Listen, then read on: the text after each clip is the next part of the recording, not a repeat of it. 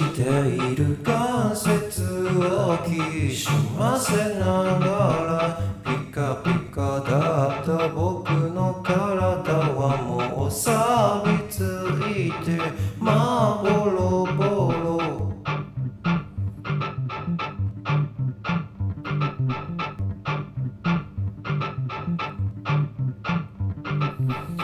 足元にある希望を前にして素通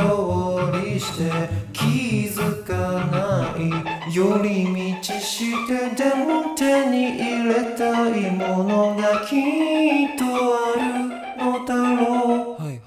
どれだけ僕のきしむ体が錆びついてしまおうともいい感じの展開思いついたはずなのに思い出せないどこに落としたトイレかなもう流してしまったよどうしましょう一度は僕の中から出てきたものまたいつか出てくるでしょうそういう風にして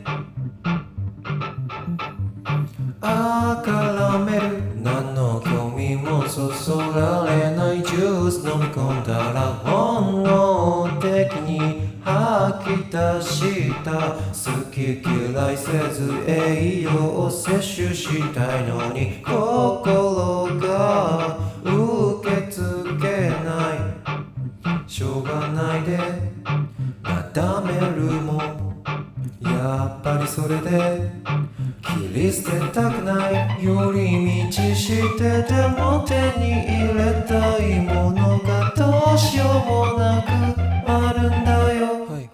どれだけ僕の脆い心に亀裂が入ってしまおうとも